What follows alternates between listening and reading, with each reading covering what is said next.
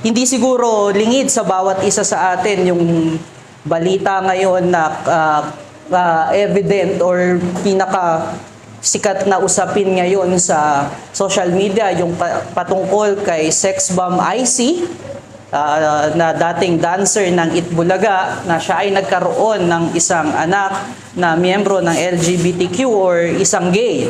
At hindi rin lingid sa bawat isa sa atin dahil nabasa na natin yung post ni IC na siya ay hindi sumusuporta sa bagay na ito, sa pagiging gay ng kanyang anak. At bilang pagmamahal sa kanyang anak, sinabi niya rito na hindi niya sinusuportahan yung isang bagay na ang kanyang conviction ay hindi tama at hindi naayon sa kabanalan ng Diyos at sa katuruan ng Scripture. Ngunit doon sa bagay na iyon, sa kanyang pagpapahayag ng tunay na pag-ibig at naayon naman talaga sa Scripture na kanyang pag-ibig na ipinapahayag, makikita natin na madaming bash yung kanyang inabot, maraming pagtuligsa, madaming oppose dun sa kanyang idea.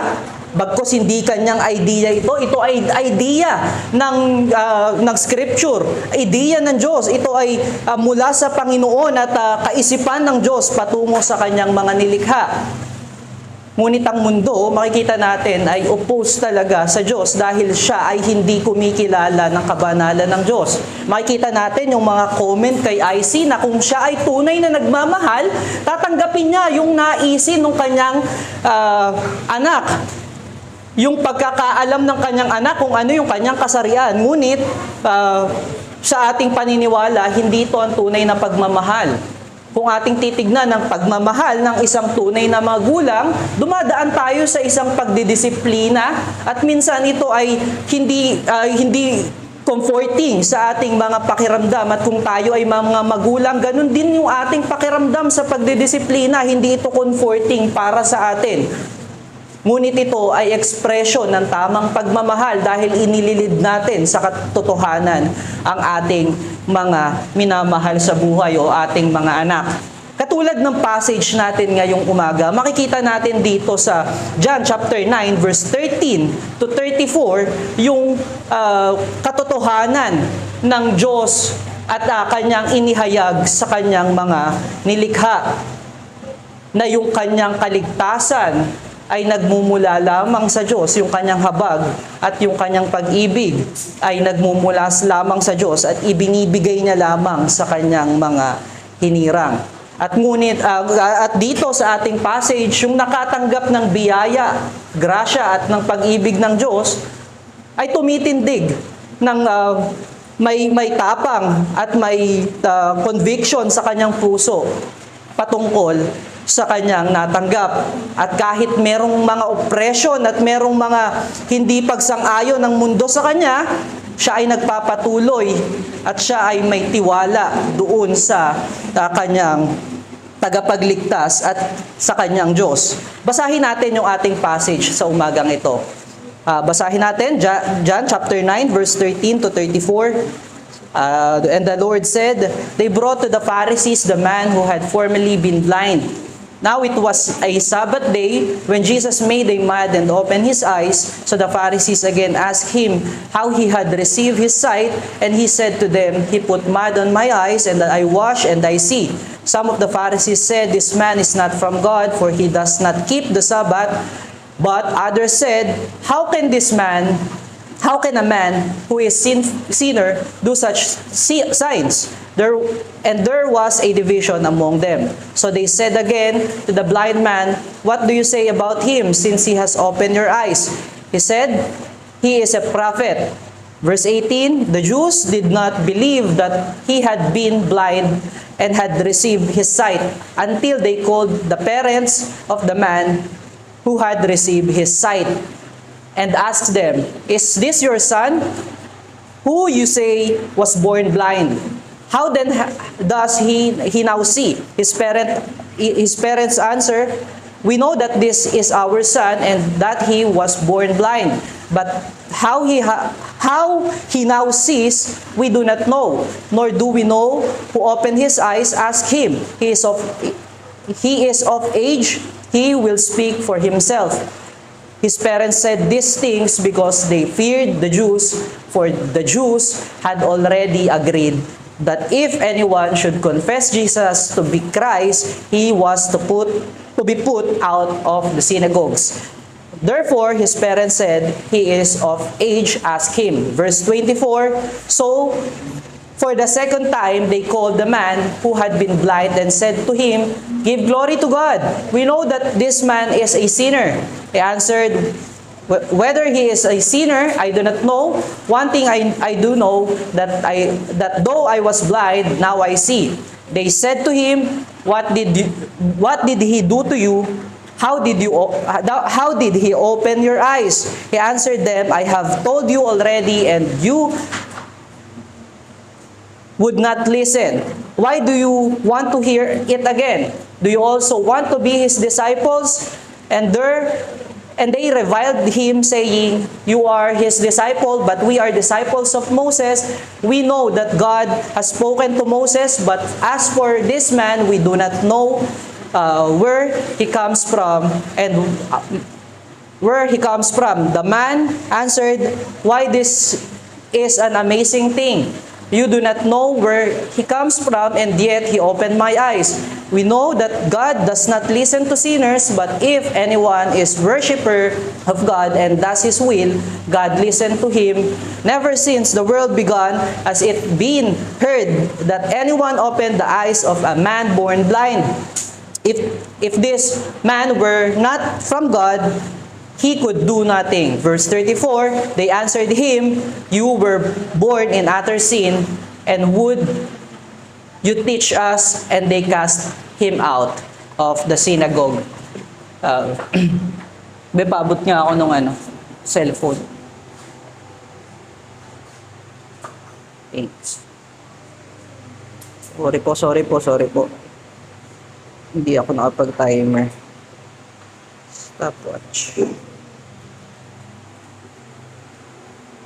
So makikita natin sa passage natin ngayong umaga, yung katulad nung sinasabi natin kanina, na ang buhay ng isang mananampalataya ay puno ng oppression at puno ng pakikipaglaban laban sa ideya ng mundo. Pagkat ang isang Kristiyano ay binago ni Kristo, nagkaroon ng pananampalataya kay Kristo at iba na ang kanyang ipinapamuhay sa mundo. Dahil ang mundo ay makasalanan at ang pamumuhay naman kay Kristo ay may kabanalan. Makikita natin dito yung patuloy na paglaban ng mundo sa mga hinirang ng Diyos at patuloy nilang pagpapakita ng kanilang otoridad sa mundo, bagamat ito ay temporary lamang yung kanilang otoridad dito sa mundo, kanila itong iniyayabang at kanila itong ginagamit para i-oppress at para i-offend yung mga tagasunod ni Kristo at yung mga namumuhay sa kabanalan under sa pag-ibig at sa grasya ng Diyos. Makikita natin sa verse 13 na yung mga Pharisees o yung mga tao na kausap ng pinagaling ni Kristo na bulag doon sa ating nakaraang preaching sa 8 to 12, makikita natin na dinala nila yung taong bulag na ito doon sa synagogue or dinala nila sa temple at dinala nila sa mga Pharisees.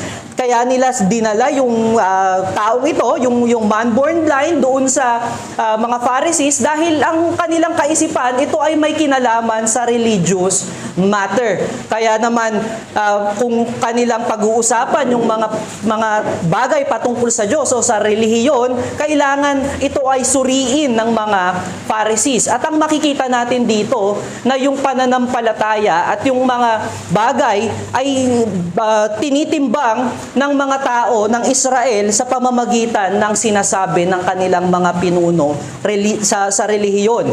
At doon sa verse 14, makikita natin na yung Sabbath day ay nabanggit ni Apostle John. Ito ay nagbigay ng diin doon sa accusation ng mga Pharisees na si Kristo ay sinners. At kung babalikan natin yung preaching natin doon sa chapter 5, ganito rin yung same na kanilang accusation at kanilang galit kay Kristo dahil siya ay nagpagaling sa araw ng Sabat. At makikita natin, pagdating ng verse 15, yung mga Pharisees ay nagtanong doon sa lalaking pinagaling ni Kristo. At makikita natin at kapansin-pansin dyan sa kanilang pagtatanong kay Kristo, ay yung kanilang puso, hindi patungkol doon sa kadakilaan ng ginawa ni Kristo, hindi patungkol doon sa kabutihan ng ginawa ni Christ. Ngunit sila ay nagtatanong kung paano siya gumaling. Nais nilang may malaman, nais nilang may makitang anomalya doon sa ginawa ni Kristo. Dahil doon sa paniniwala ng mga Hudyo, meron dapat 3 sinusunod na bagay sa pag-practice ng Sabat. Yung mga hindi pwedeng gawin sa Sabat, bumuhat ka ng mabibigat. At meron ding certain na bigat na kailangan mo lang buhatin. At isa rin doon, kung nagbigay ka ba ng extra effort doon sa iyong pagkilos. Ito yung mga bagay na hindi nararapat para sa kanila. At isa rin sa kanilang tinitignan dyan, yung kanilang katuruan doon sa Deuteronomy chapter 13, verse 1 to 5. Nung sinabi ni Moses na huwag kayong basta-basta mga maniniwala sa mga propetang nagpapakita ng milagro, nagpapakita ng senyales ng pagiging kaisa sa Diyos, bagkos ito ay inyong munang suriin. Masasabi natin na tama naman yung way nila na gawin ito, ngunit yung puso at yung pagtatanong ng mga Hudyo ay patungkol lamang doon sa kanilang nais na kalabasan ng kanilang interview. By the way, itong ating passage ngayong umaga ay nahahati sa 3 section at pwede natin itong isum up sa iisang eksena o iisang image ng isang eksena. Makikita natin dito na ito ay parang isang trial court meeting na ang mga Hudyo o yung mga people of Israel nagdala ng isang tao na ina-accuse nila ng nagsasabi ng mali at yung mga Pharisees naman ay ang mga prosecutor na siyang naghahanap ng katotohanan. At dito sa ating pagpapatuloy sa verse 16, makikita natin na sumagot, na nakita ng mga Pharisees na matibay yung pagkakasabi ng tao. Same pa rin nung sinasabi niya doon sa kanyang testimony, sa kanyang mga kababayan, sa kanyang mga neighbors. Dito sa verse 16, makikita natin na yung mga Hudyo, katulad nung mga neighbors nitong man born blind, kung natatandaan nyo yung ating preaching na yon, nagkaroon ng division sa mga sa Israel, nung yung mga nakakita doon sa taong bulag na to na nakakita na, nagkaroon ng division sa kanila kung ito ba ay galing sa Diyos o hindi galing sa Diyos. Dito rin sa mga Pharisees nagkaroon din ng division nung kanilang inuusisa yung kagalingan nung taong pinagaling ni Kristo. At makikita natin dito na meron kagad opposite side. Sabi nila dito, this man is not from God, for he does not keep the Sabbath. Hindi nila tinignan kagad per se yung kabutihan ng Diyos na yung tao na nabuhay na bulag at tumanda na bulag, hindi sila nag-celebrate na merong isang tao na nagpagaling sa kanya at siya ay naka-receive ng dakilang biyaya mula sa Diyos. Ngunit yung kanila kagad tinignan, yung kanilang added law na siyang hindi dapat nagbubuhat o hindi gumagawa ng kahit anong bagay. By the way, balikan natin ng konti yung Sabbath law. Yung Sabbath law na ito ay added law nila doon sa 4th commandment. Ang sabi ng Diyos, keep the Sabbath and keep the Sabbath holy, pero hindi sinabi doon na bawal gumawa ng mabuti. Sa kanila, dami nilang pinagbawal para masunod nila yung Sabbath law. And sa verse 17, makikita natin na tinanong muli nila yung taong pinagaling ni Kristo kung ano yung kanyang masasabi patungkol kay Christ. At makikita natin dito yung same profession ng mga mananampalataya ni Kristo katulad ng nandito sa taong pinagaling niya.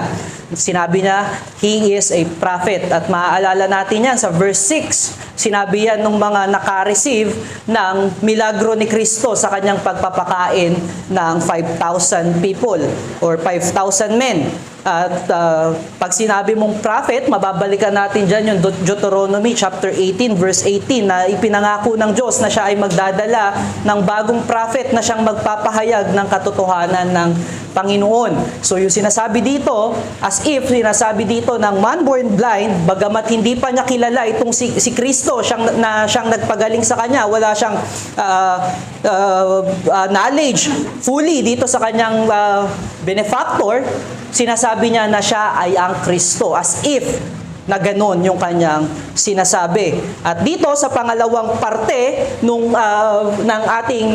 trial court, nagtawag na ng mga witness yung mga Hudyo. At yan ay mababasa natin sa verse 18 to verse 23. Dito sa verse 18 hanggang sa verse 23, dahil hindi sila satisfy yung mga Pharisees sa nakuha nila doon sa pinagaling ni Kristo, makikita natin na tumawag sila ng ibang witness. Siguro inaasahan nila doon sa man-born blind na sasabihin ng man-born blind na merong pagkakamali si Kristo na ginawa, at malamang inaasahan nila na hindi sasabihin ng man-born blind na si Christ ay isang prophet o propeta ng Diyos. Kaya naman sa kanilang frustration, tumawag sila ng ibang witness at tinawag nila yung magulang nitong taong pinagaling ni Kristo. At makikita natin dito na yung pagsagot at yung kanilang katanungan sa mga magulang na itong pinagaling ni Kristo ay ginagamitan nila ng otoridad at ginagamitan nila ng threat. At makikita natin sa verse 22 na sinasabi dyan kung ano yung threat na nakaabang sa mga mag-o-oppose sa idea ng mga religious leader ng Israel. So yung tinanong nila kung ang tao ba ito ay kanilang anak, kung ito ba ay pinanganak na bulag, at ano yung kanilang masasabi kung paano ito nakakita na ngayon. Ang sagot ng kanyang mga magulang doon sa verse 20, inamin naman nila na kanilang anak itong taong ito. At inamin din nila na siya ay pinanganak na bulag. Ngunit lumayo sila doon sa issue nung pagsagot kung paano siya nakakita na. As if iniwanan nila bigla o binigyan nila ng kalayaan yung kanilang anak na magsalita para sa kanila. At sino ang magulang na katulad nito na matatakot siguro na mag-dodge ng bullet para sa kanyang anak?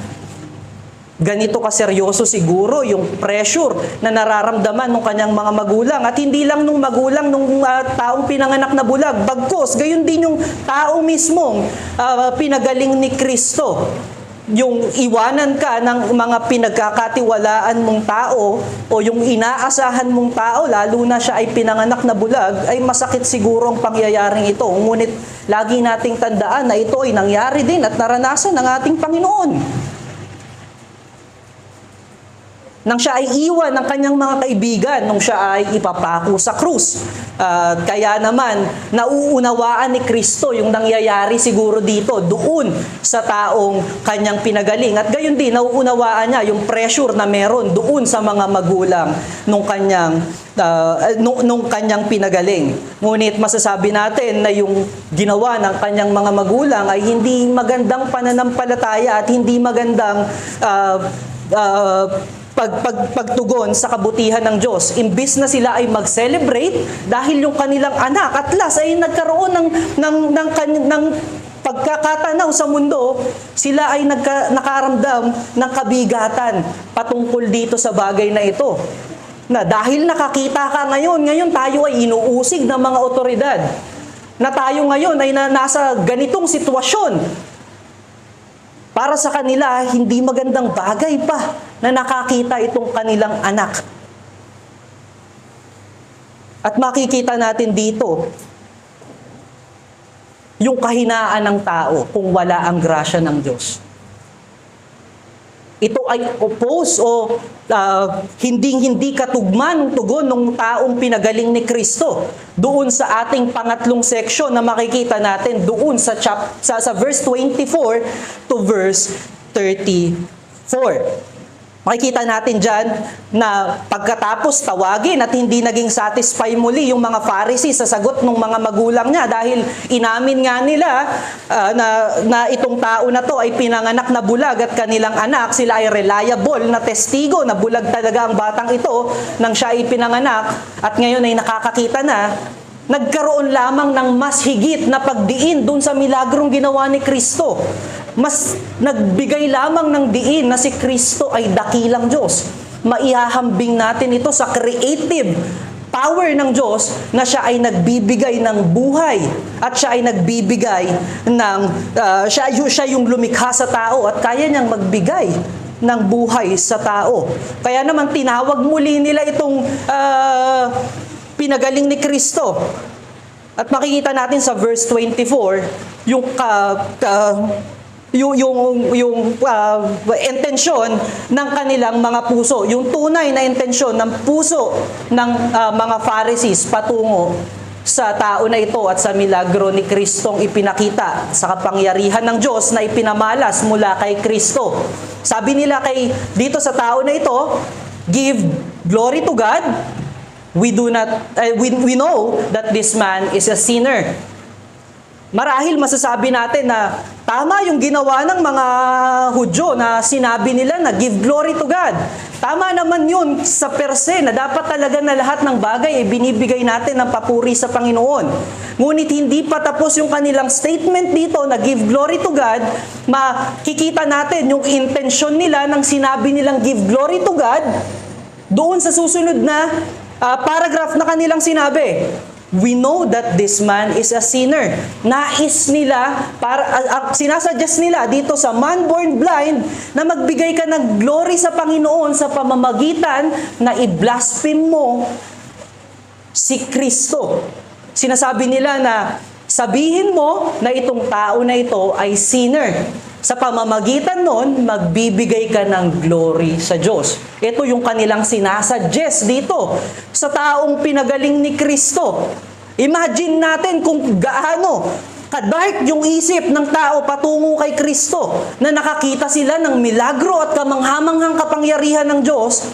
Ngunit dahil sa kanilang galit lamang kay Kristo, dahil sa pagtanggal ni Kristo ng kanilang otoridad sa pagbibigay ng kaligtasan sa mga tao, makikita natin dito na nais nilang i-blaspheme o nais nilang bigyan ng maruming imahe si Kristo at mismo yung kanyang binigyan ng biyaya ay nais nilang makiisa sa kanila.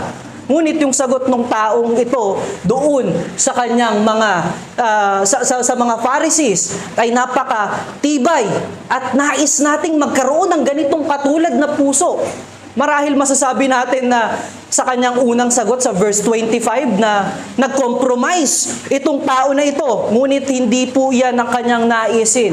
Tunay na wala siyang kaalaman dito kay Kristo. Kaya nung sinabi niya, whether he is a sinner, I do not know, tama yung kanyang sinasabi dahil hindi niya kilala si Kristo.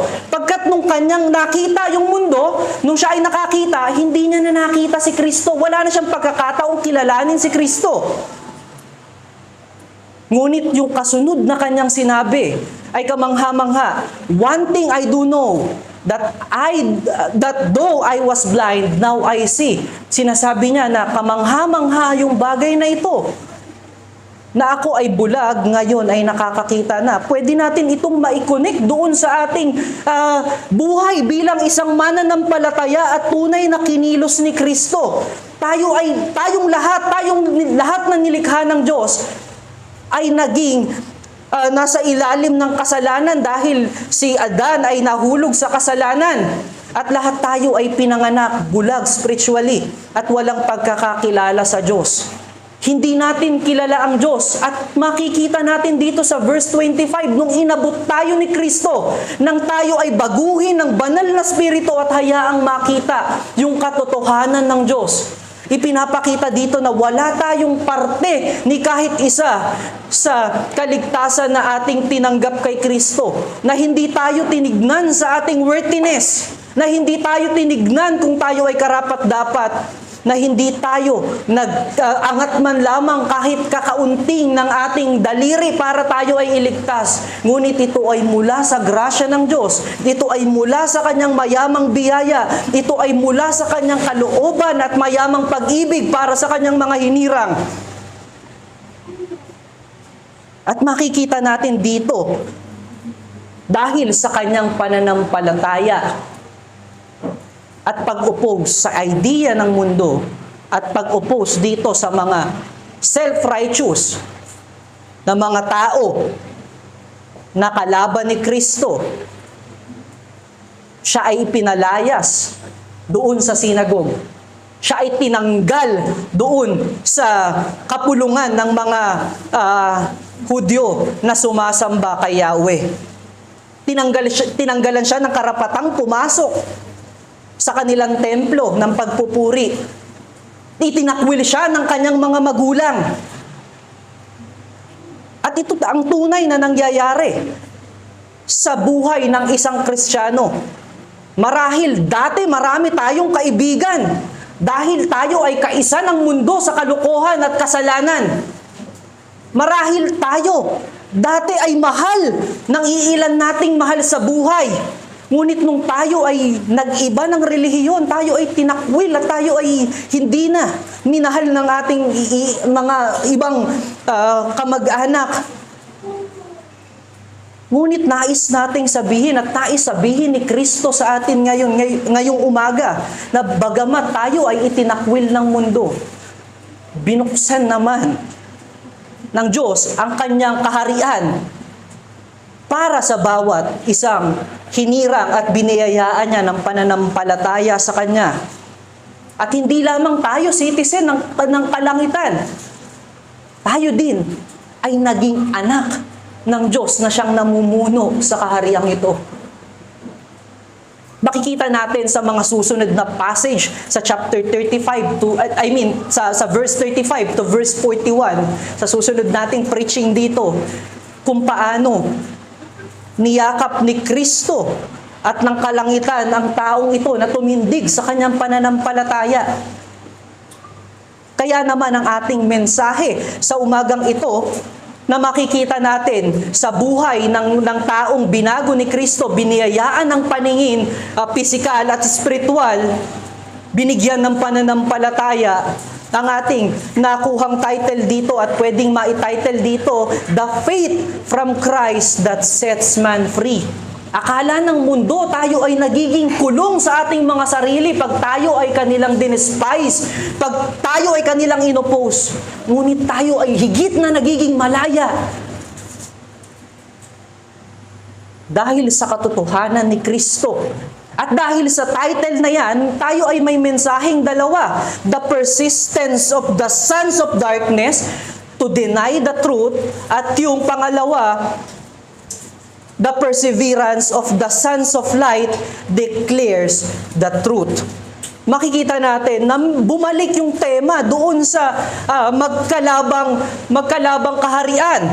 Sa kaharian ng kadiliman ng mundo at sa kaharian ng pananampalataya kay Kristo na siyang liwanag ng mundo.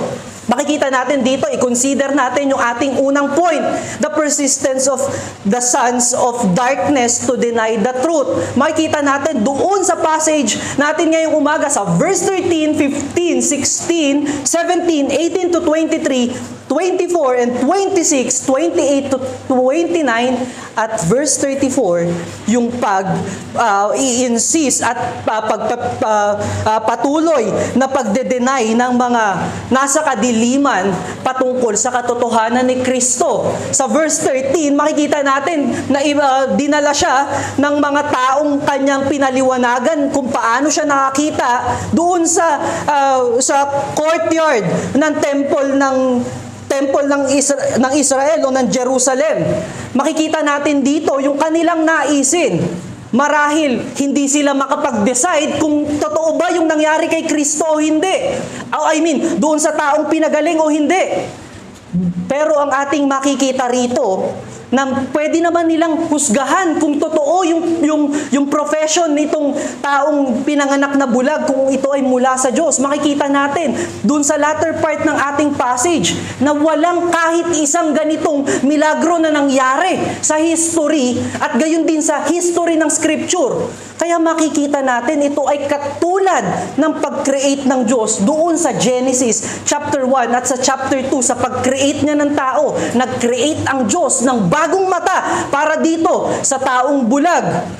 Pwede na nilang husgahan na ito ay gawa ng Diyos. Ngunit dinala pa nila doon sa mga Pharisees. Bakit? Dahil gusto nilang makagain ng favor mula doon sa mga Pharisees. Nais nilang makagain ng approval mula doon sa mga religious leader. Para masabing sila ay kaisa ng relihiyon ng Jerusalem. At sa verse 15, makikita natin yung mga Pharisees. Hindi sila nagmarvel o hindi sila namangha doon sa gawa ng Diyos. Hindi sila namangha sa sign ni Kristo bilang isang Kristo. Dahil ito ay nagte-threaten doon sa kanilang mga ministeryo o doon sa kanilang otoridad dito sa mundo. Ito ay nagte-threaten doon sa kanilang pinangahawakang otoridad sa templo ng Diyos sa Israel. At sa verse 16, makikita natin,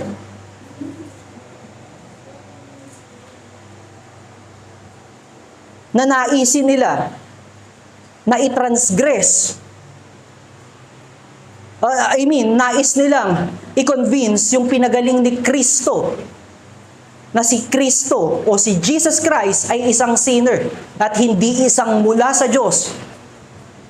Sa verse 17, makikita natin na yung authority at yung influence ng mga Pharisees na ito ay ginagamit nila para i-manipulate, i-intimidate yung mga tao. Nakabahagi ng buhay ng taong pinagaling ni Kristo. Nais nilang i-deny din ng mga taong ito yung milagro na ginawa ni Kristo dito sa kanilang anak. Sa verse 18, nagko-continue o nagpapatuloy yung kanilang impluwensya o yung kanilang pagdidiin ng kanilang impluwensya. Sa verse 19 to 23, instead of being convinced and rejoice upon the healing of their son, it becomes more burdensome to them. Dininay nila yung power ni Christ, yung authority ni Christ bilang anak ng Diyos. Sa verse 24, tinatry nilang i-force itong man-born blind to deny Christ. Verse 26, nireject nila yung idea o nireject yung idea dahil sa pagkaka-reject ng idea na sabihin na si Kristo ay sinner at hindi mula sa Diyos. Binalikan nila na magkaroon o makahanap ng mali siya doon sa ginawa ni Kristo. Verse 28 to 29. Dahil na-expose yung kanilang puso kung ano talaga yung kanilang tunay na naisin, ba't nila tinatanong o bakit nila inaalam yung nangyari. Dito sa taong nakakita mula sa kapangyarihan ni Kristo, nagpunta sila ngayon doon sa law ng Diyos na ibinigay kay Moses. Nung una, nagtatago sila na sila ay nagkikip ng law. Ngayon, nagtago naman sila na sila ay anak ni Abraham, kabilang sa tribe na kung saan pinagbigyan ng Diyos ng kanyang law.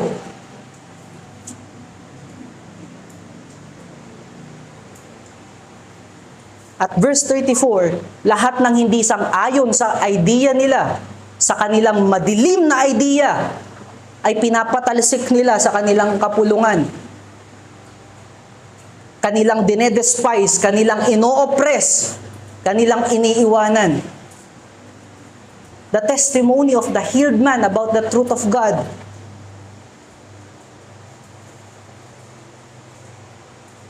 The truth of God's work is undeniable. The testimony of the healed man about the truth of God's work is undeniable. Hindi natin maitatanggi na tama ito at totoo ito.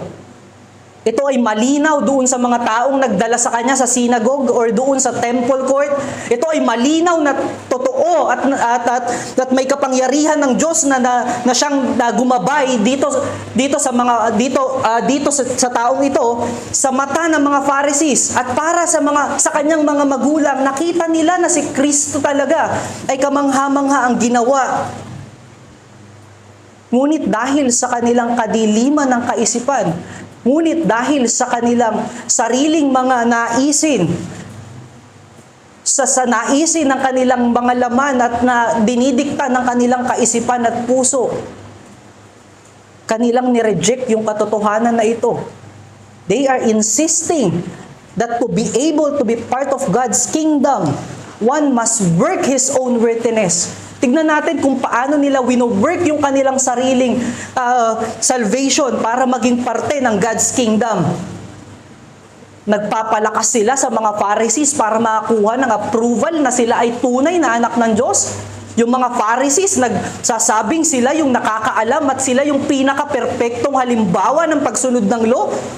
Yung kanilang magulang para hindi mapaalis doon sa templo at doon sa pagiging Hudyo, aayon na lamang doon sa idea ng mga religious leader. Ito ay hindi conviction mula sa Diyos. Ito ay conviction mula sa kanilang naisin lamang. Ito ay takot mula sa takot sa oppression ng mundo. The Pharisees insisting that they are the most obedient law keepers.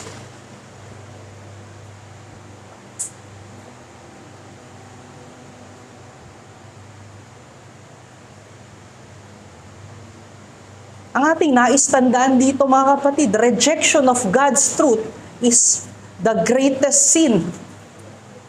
Rejection ng katotohanan ay yung pinakadakilang kasalanan o yung pinakamasamang magagawa natin sa ating buhay. Yung ating pinakakasalanan na magagawa sa Diyos ay yung i-reject natin yung katotohanan. Yes, tayo ay sinner. Alam na ng Diyos na tayo ay tatalikod sa Kanya. Alam na ng Diyos na tayo ay magsisinungaling. Na hindi natin i-honor ang ating mga parents. Na tayo ay walang pagmamahal sa Diyos na tunay. Ngunit binigay niya yung Kanyang dakilang katotohanan sa atin. Para may maligtas. Para makatanggap tayo ng kaligtasan.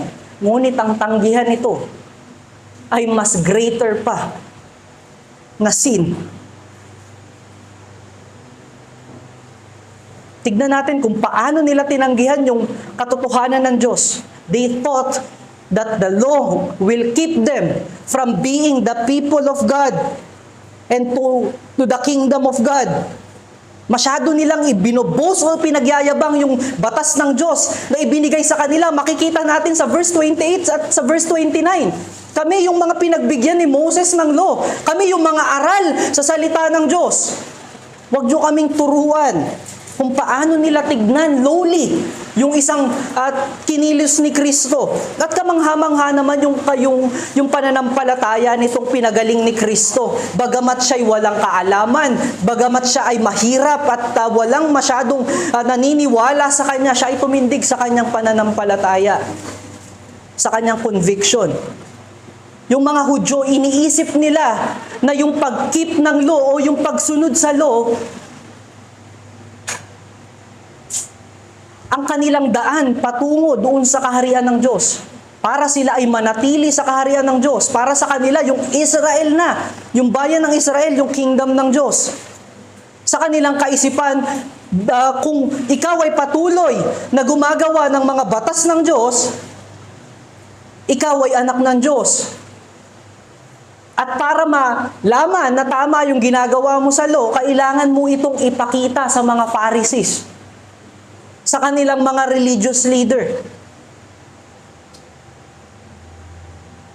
Makikita natin lahat ito ay gawa para sa kapurihan ng lakas ng tao, sa gawa ng kamay ng tao, sa gawa ng laman ng tao. At masasabi natin na sigurado namang ignorante sila o wala silang kaalaman at madilim ang kanilang kaisipan dahil sila ay pinanganak Dead spiritually, at even tayo, walang taong hindi pinanganak na may kaalaman na patungkol sa Diyos. Para sa kanila, dinefile ni Kristo yung law of God.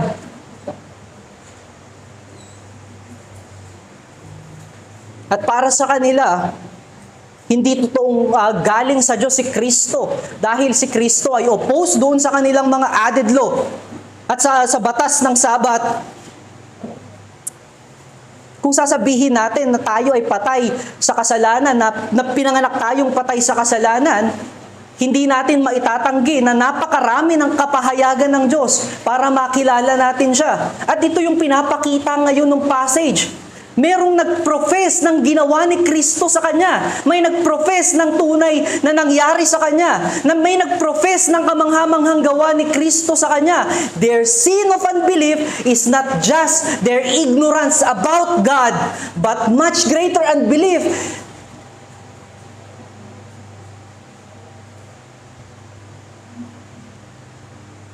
Much greater unbelief is keep rejecting the truth when it is offered to them. Yes, merong sin doon sa pagiging ignorante natin, doon sa katotohanan at hindi natin pagkakaalam ng katotohanan. Ngunit mas greater na kasalanan na kapag in-offer sa atin yung katotohanan, atin pang tatanggihan. Look how stubborn man is.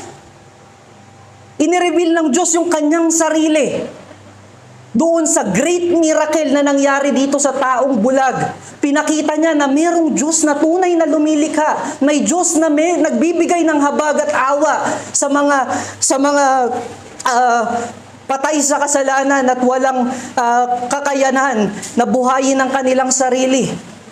Ngunit kanilang nireject yung idea na iyon, na mayroong tunay na Diyos, na ang Diyos ang kumilos ng bagay na iyon. It is impossible not to see that this is a work of God.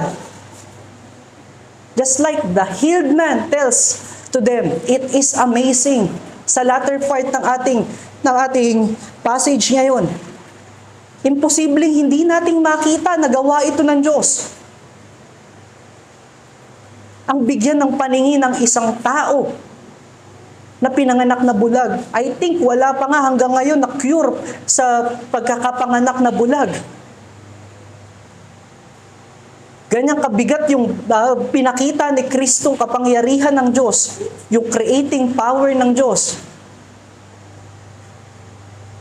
At makikita naman natin na walang nag-deny sa kanila sa milagro. Walang nag-refute sa kanila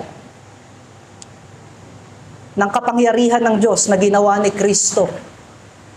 Ang hindi nila ma-admit na si Jesus ay ang Kristo dahil sa kanilang sinfulness, dahil sa kanilang pride against God, dahil sa pride ng tao laban sa Diyos. Hindi natin sinasabi na yung miracle ni Jesus Christ lamang ang magpapatunay sa katotohanan ng Diyos. Ngunit yung sinasuggest ng passage natin ngayong umaga ay sinasabi na yung sign ng Diyos at yung revelation ng Diyos ay napaka-great dito sa passage natin na ito.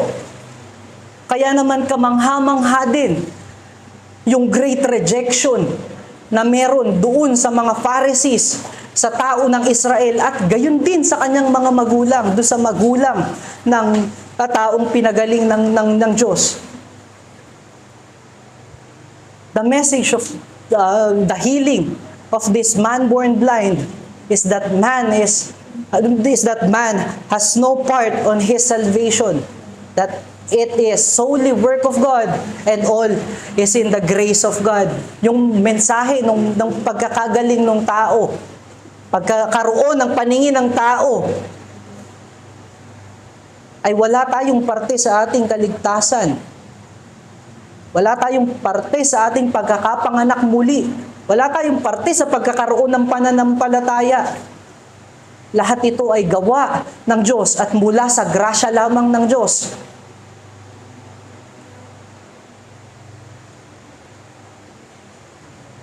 Isipin natin kung gaano kadakila yung makita natin na makakita ang isang taong pinanganak na bulag. Yung pagalingin nga lang ng medical na proseso, kamangha-mangha na sa atin. Yung immediate pa kaya na magkaroon ng paningin ng tao. Dahil sa galit nila at sa tali, sa kanyang kadiliman. May katotohanan ang salita na ito dahil tayo ay pinanganak na makasalanan na. At sa pagre-reject ng kabutihan ng Diyos, lalo nating dinadagdagan yung ating kadiliman at ang ating kasalanan. Kaya naman sa Judgment Day ng Panginoon, we cannot point finger at God. Pagkat minanifest niya yung kanyang sarili sa pamamagitan ng kanyang anak, sa pamamagitan ng gospel, ang problema, masyadong boastful ang tao, masyadong prideful ang tao. Ayaw niyang i-correct ng Diyos. Ayaw niyang magpasailalim sa otoridad ng Diyos.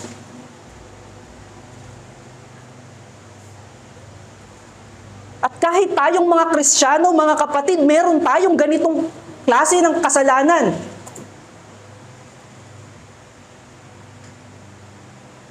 Katulad ng mga Hudyo, ng mga Pharisees na ito, pinangahawakan nila masyado yung kanilang law. At tayong lalo na dito sa Reformed faith, sometimes we are thinking of our worthiness because we know a lot about doctrines and theology. Minsan tinitignan natin yung ating karapatan na iligtas ng Diyos dahil nag-spend tayo ng sobrang daming oras. Nagbasa tayo ng maraming libro para maunawaan ang salita ng Diyos. Ginigage natin yung Christianity according sa ating sarili. Ngunit kailangan nating gumising sa ating pananaginip na ito, mga kapatid. Walang worthiness sa ating mga sarili. Lahat yan ay grasya lamang ng Diyos. Kung nagde-desire ka man ng makilala ang Diyos, yan ay grasya ng Diyos. Kung binigyan ka man ng maraming oras, o nagkaroon ka ng maraming oras o mahabang memorya para matandaan mo yung kabutihan ng Diyos, yan ay grasya ng Diyos. Pag binigyan na natin ng significant yung ating mga sarili sa grasya na ating tinatanggap, tayo ay magfe-fail, tayo ay mabibigo. Ito ay magdadala sa atin sa despair at kalungkutan. Those doctrines and knowledge must encourage us to love Christ more, to love His church more, to love the saints of God. It must bring us to submission to God, not departing to Him. It must not bring us to be stubborn and hate His correction.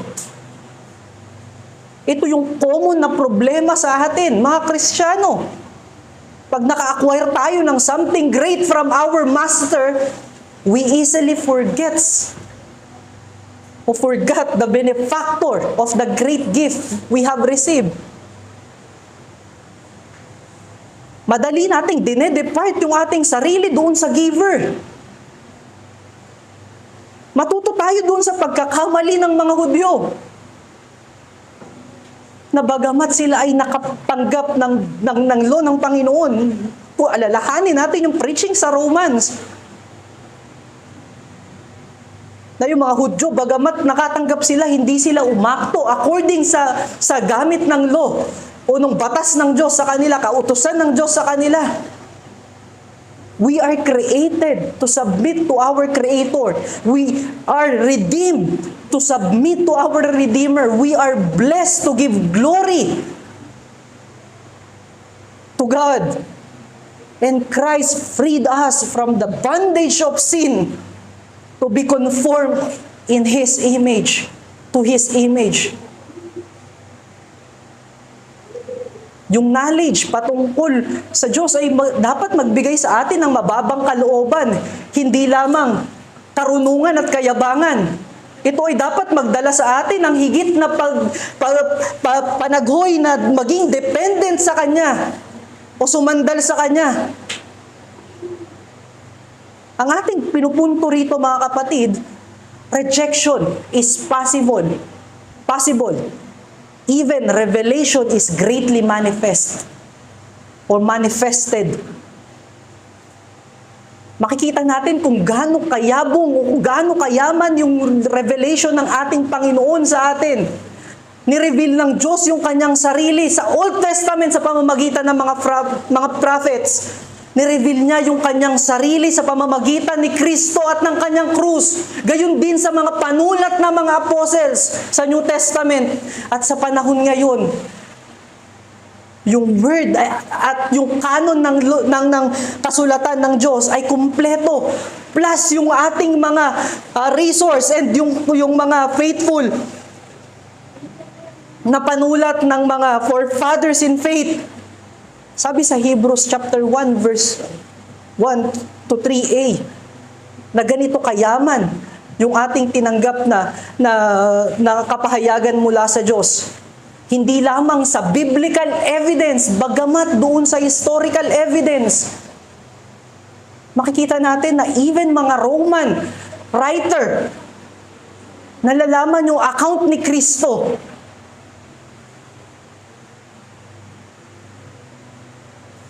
Nire-reject ng tao ang Diyos. Kahit napakadaming evidence. Hindi dahil hindi ito logical o hindi ito realidad. Nire-reject niya ang Diyos dahil sa kanyang sariling pride, sa kanyang sariling kasalanan. Ayaw ng taong i-glorify ang Diyos. Kung i-glorify man niya ang Diyos, gusto niya equal yung glory nila ng Diyos. Tingnan natin yung account yung passage natin ngayong umaga. Tinatanggihan nila na mapapurihan si Kristo.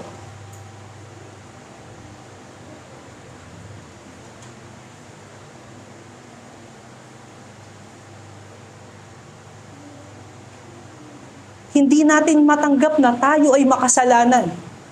Ipinapakita kasi ng glory ng Diyos, nung katotohanan ng Diyos na tayo ay makasalanan. Tinatanggihan ng tao yung katotohanan. Dahil ito ay offensive sa kanyang sinful nature. Ipinapakita kasi nito yung aking pride, yung aking pagmamahal sa aking kasalanan. At ayokong makorek ng Diyos. Even sa ating salvation, gusto natin, bayaran natin yung pinagbayaran ni Kristo. Pag ito yung nangyayari sa atin, ipinagpapalit natin yung katotohanan sa kasinungalingan. Katulad ng ginagawa ng mga Pharisees dito sa ating passage ngayon. Pag nararamdaman natin na hindi na convenient sa atin yung truth, we start to exchange the truth to lies.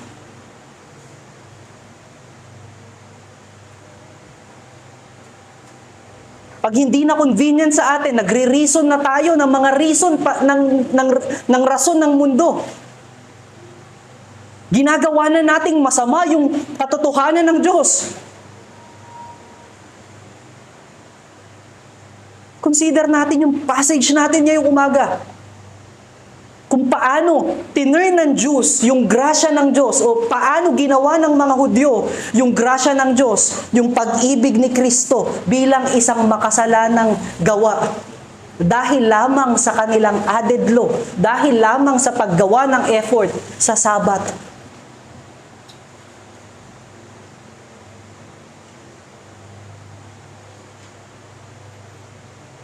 Meron tayong ganitong katulad na puso, katulad sa kanila. Pag tayo ay kino-confront ng ating mga wickedness, ng ating sin, tinatry nating bigyan ng pangit na imahe ang church. Tinatry nating sabihin na yung katotohanan ng Diyos ay kasinungalingan. Na yung mga ginagawa ng mga kasama natin sa simbahan ay isang masamang bagay at nakakasama sa atin. Yung payo ng church ay hindi katotohanan. Illogical sa aking buhay. Irrelevant sa aking buhay. Kasi mahal natin ang ating kasalanan. Yung tao ay basically bias sa kanyang sinful nature. Pag tayo ay dinidisiplina na ng Diyos sa isang mapait na pamamaraan, madali nating nakakalimutan yung grasya ng Diyos. Madali nating nakakalimutan yung pagiging Lord niya sa ating buhay. Gusto lang natin siyang maging Savior. Ayaw natin siyang maging Lord. At pag dinidisiplina na tayo ng Diyos, mas gusto na natin yung counsel ng mundo kaysa sa counsel ng ating Panginoon, ng katotohanan niya.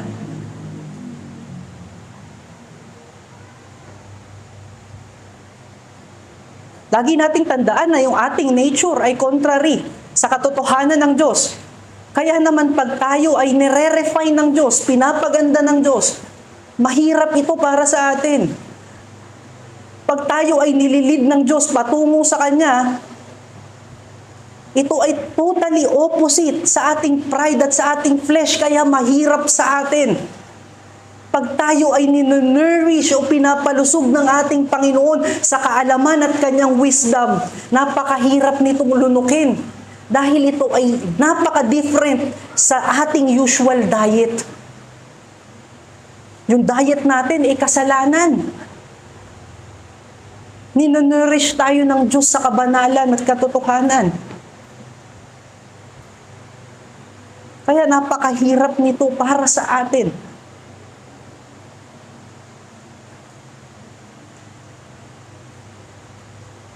Ngayon nakikita natin na tayo ay contrary sa Panginoon at merong posibilidad na tayo ay tumanggi sa kanyang katotohanan.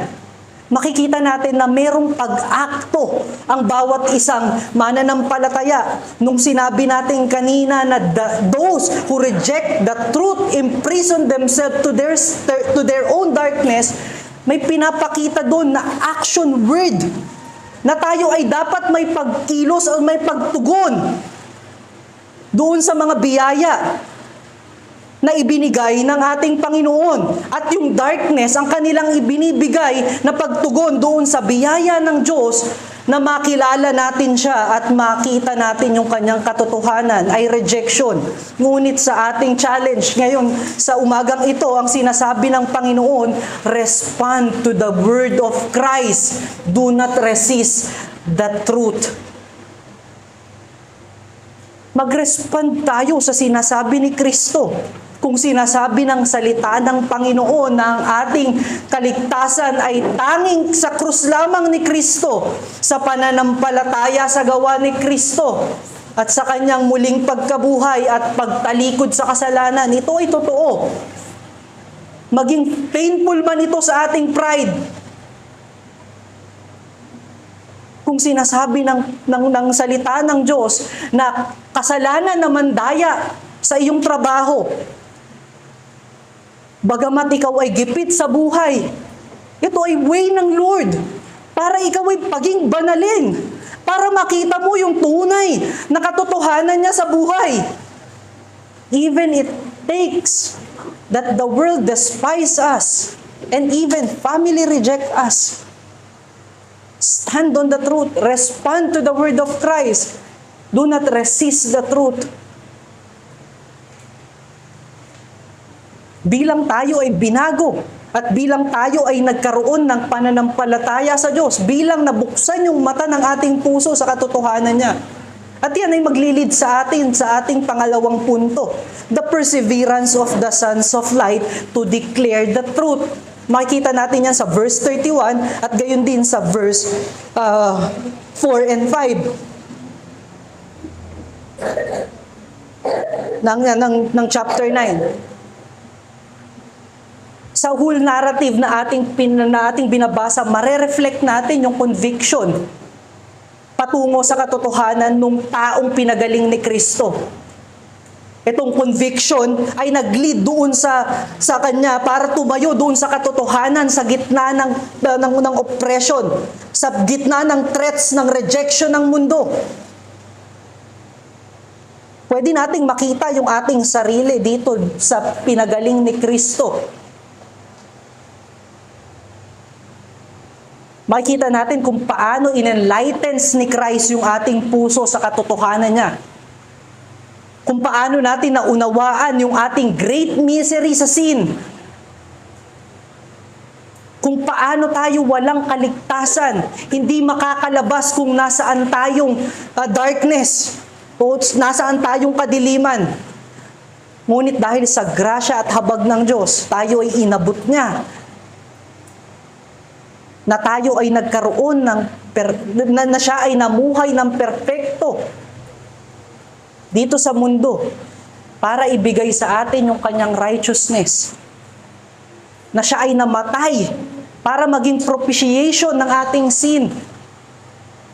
Na siya ay muling nabuhay para tayo ay bigyan ng buhay. Kaya sa umagang ito, kapatid, kung ikaw ay patuloy na nakahiga diyan sa rejection sa katotohanan ng Panginoon, ipinapakita ng ating passage ngayong umaga na merong mabuting Diyos na siyang nabuhay ng perpekto, namatay para sa iyong kasalanan, at nabuhay muli para bigyan ka ng buhay. Sinasabi ng ating passage na hindi ka masasagip ng anumang gawa ng iyong sarili. Sinasabi ng ating passage ngayong umaga na wala kang worthiness at lahat lamang ay galing sa kanyang grasya. Sinasabi ng ating passage ngayong umaga na si Kristo ay ini-invite ka na tanggapin ang kanyang biyaya ng kaligtasan. At para matanggap mo ito ay kailangan mong manampalataya at tumalikod sa iyong kasalanan. Katulad nitong tao na ito na pinagaling ni Kristo. Matapos siyang pagalingin ni Kristo, siya ay tumindig sa pananampalataya at nagkaroon ng buhay. Hindi na siya nakahiga, hindi na siya nakaupo doon sa kanyang darkness. Siya ay may buhay. At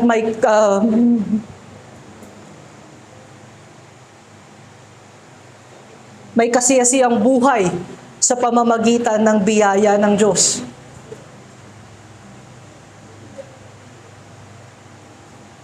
Marahil sa punto ng ating buhay ngayon, maging mananampalataya at wala sa pananampalataya, merong hopelessness. Hindi natin maide-deny yan. At hindi rin natin maide-deny yung great na grasya ng Panginoon o yung mayamang grasya ng Panginoon. Katulad nung tao na pinagaling ni Kristo. Nakita niya ang mga bagay na yan.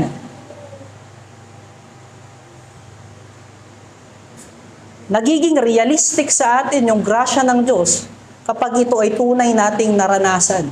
Hindi magiging totoo sa atin yung kaligtasan at grasya ng Diyos kung hindi talaga natin naranasan. I-consider natin itong taong bulag na ito. Naranasan niyang mawalan ng paningin. Kaya naman, nung nakakita siya, alam niya yung pakiramdam ng walang paningin. At alam niya kung ano yung tinatamasa niya ngayon. Realidad sa kanya, yung pagkakaroon ng paningin sa panahong ito.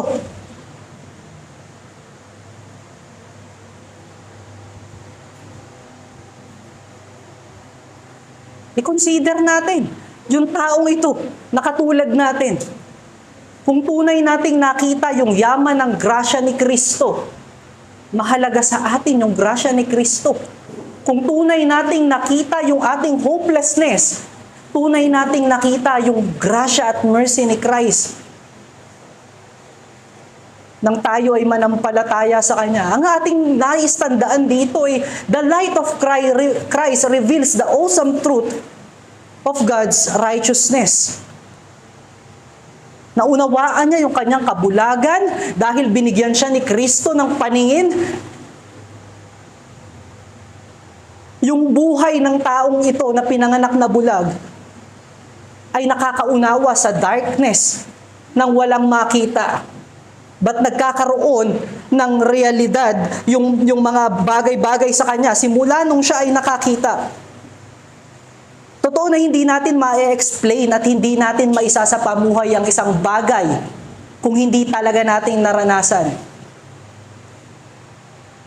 Sino ang makakapagpaliwanag ng buhay bilang may asawa kung siya ay single?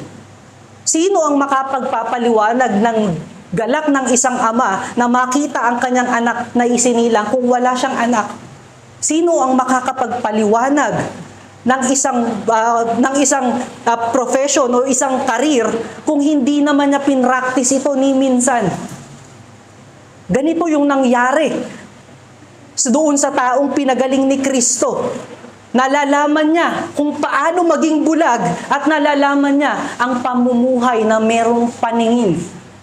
Ganito rin tayo mga kapatid, nalalaman natin yung buhay sa kadiliman at nalalaman natin yung buhay sa kaliwanagan ni Kristo dahil tayo ay dinala niya at dinako dito.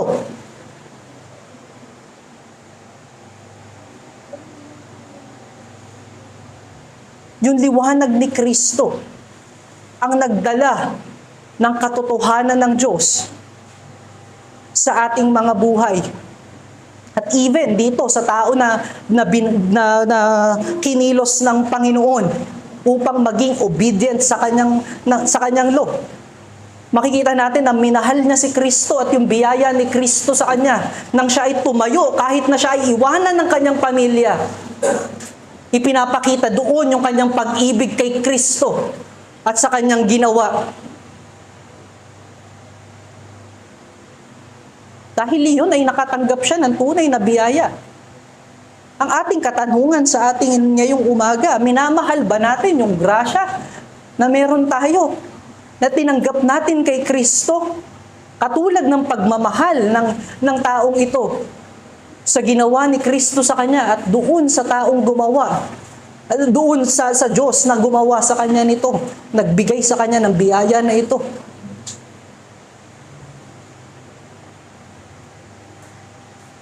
Binigyan siya ni Kristo ng pananampalataya, hindi lamang siya binigyan ng paningin physically, ngunit binigyan siya ng paningin sa kanyang puso upang makita niya yung katotohanan ng Diyos. Makikita natin kung paano pa ulit-ulit na tinanong yung tao, ngunit na-discern ng taong ito na merong galit yung mga nagtatanong sa kanya doon sa nagpagaling sa kanya. Na-discern niya na nais nilang i-despise niya si Kristo. At na-discern niya na si Kristo lamang ang nagpakita sa kanya ng grasya at pag-ibig na ito. Ang sinasabi natin dito mga kapatid, faith from Christ enables him to know God and respond to it. Nung naranasan niya yung pagkakaroon ng paningin, alam niyang tunay na siya ay gumaling. Kaya naman kahit sino ang nagsasabi at nagpapadinay sa kanya tungkol doon sa nagpagaling sa kanya, hindi niya magawa. At yung kanyang pagtindig at pagtatanggol kay Kristo ay pagpapakita ng pananampalataya at pagtugon sa katotohanan ng Diyos. Ang ating masasabi dito, marahil those who respond to the truth will be freed by Christ and take Him into His light. Yung mga taong tumutugon sa katotohanan ay pinapalaya ni Kristo at dinadala doon sa kanyang liwanag. Nais nating sabihin na dapat tayong maging aware at maging sensitive sa ating mga sitwasyon sa buhay. Kailangan natin maintindihan na sa lahat ng pagkakataon, may tinuturo ang Diyos sa atin. Hindi lamang natin tinitignan ng mga bagay-bagay na as if nangyari, nang walang kabuluhan. Bilang mananampalataya, tayo ay naniniwala na lahat ng bagay ay kinilos ng Diyos ayon sa kanyang purpose. ng ayon sa kanyang kabutihan, ng ayon sa kanyang liwanag, ng ayon sa kanyang naisin para sa kanyang kapurihan. Romans 8:28. Yung follower ni Christ, yung tunay na tagasunod ni Kristo, ay yung mga merong mababang puso at willing na sumunod at magpaturo kay Kristo na siyang kanyang Diyos at kanyang tagapagligtas. Willing siyang mag-under ng lordship ni Kristo. Makita natin, tinalikuran niya yung kanyang dating relihiyon. Tinalikuran niya yung kanyang dating disposisyon. At tumindig sa pananampalataya kay Kristo. Yung ating point dito, obedience to the will of God lead men to life. Yung pagsunod o yung pagtugon sa katotohanan ay dinadala tayo sa katotohanan ng Diyos sa ating buhay.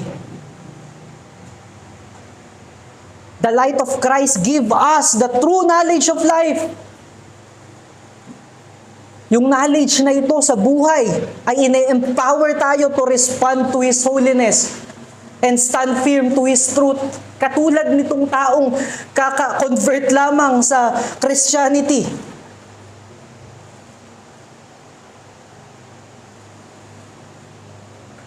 Tumugon kagad siya sa pananampalataya, sa katotohanan at sa kabanalan. Imagine kung tinanggi niya si Kristo. Hindi lamang siya nag-reject ng katotohanan ni Kristo, bagamat nagsabi siya ng willful lie.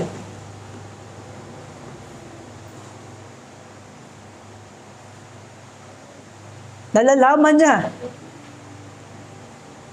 na siya ay nakatanggap ng mayamang grasya, siya ay nakatanggap ng kabutihan. Kaya siya ay tumutugon din sa kabanalan at sa kabutihan. Christians are rejected by the world, but welcome in the kingdom of God because of Christ's worthiness. At huwag nating bilangin yung ating worthiness dahil tayo ay kinilos at hinirang ng Diyos. Tayo lamang ay pinasok sa kanyang kaharian o kabilang sa kanyang kaharian dahil sa worthiness ni Kristo, hindi sa ating sariling worthiness. Maalala natin yung ating New Testament scripture ngayong umaga na dahil lamang kay Kristo kaya tayo ay kabilang sa pamilya ng Diyos. Bagamat tayo ay nire-reject ng mundo, tayo ay kabilang kay Kristo.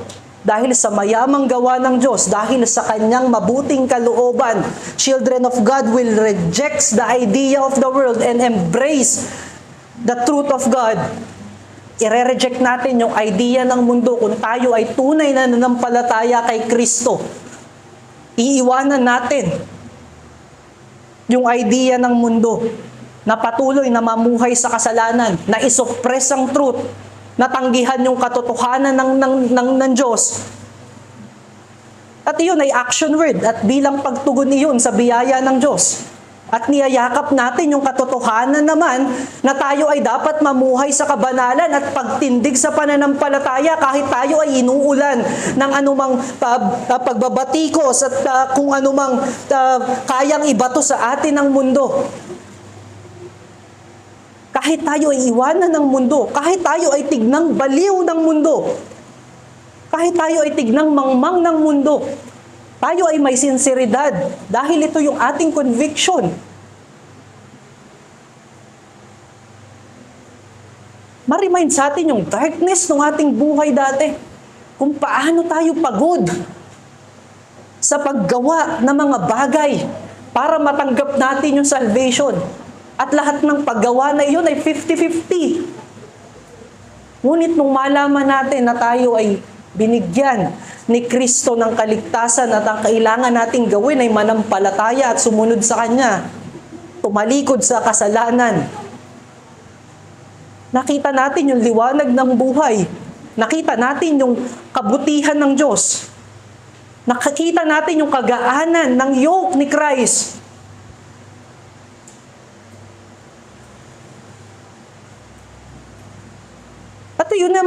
power sa atin. Na bagamat maraming trials sa mundo, I have my Christ. I have my Lord. And I have life in Him.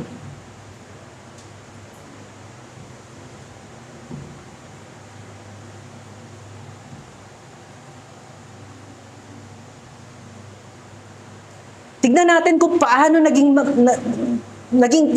iisa na lamang yung taong ito after na i-cast out siya sa synagogues and dun sa temple.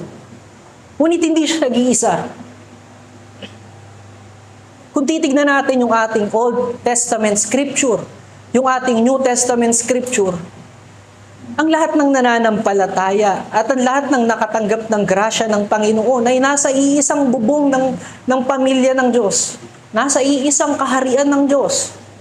At nasa iisang liwanag ni Kristo.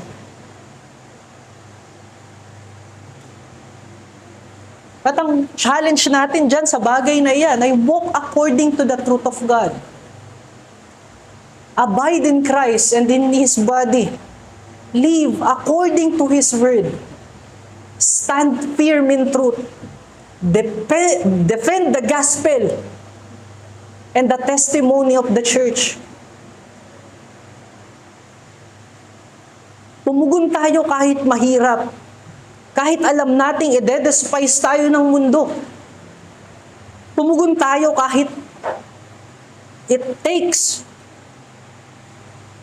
na even yung mga pinakamamahal natin ay talikuran tayo.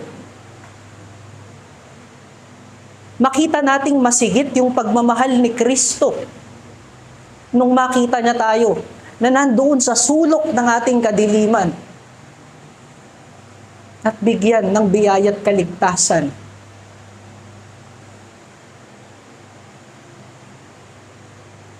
At isang bagay dito mga kapatid na ating pwedeng makita sa ating challenge. Patuloy tayong makakapag-respond sa katotohanan ng Diyos kung tayo ay patuloy na mag-a-abide sa Kanyang salita. At every Sunday, ipinapahayag yung kabutihan ni Kristo at yung kabanalan ng Diyos. Yung krus ni Kristo at yung kabanalan ng Diyos. At remember, nangyari yung great miracle na ito in the Sabbath. Nangyari lahat ng bagay na ito nung araw ng Sabbath. Nagpahayag ang Diyos ng Kanyang kabutihan sa araw ng Sabbath para tayo ay makatugon sa mga bagay laban sa opresyon ng mundo, laban sa opresyon ng ating sariling flesh. Walk in truth at matatagpuan natin yung truth sa preaching of the word, sa prayer and fellowship of the brethren.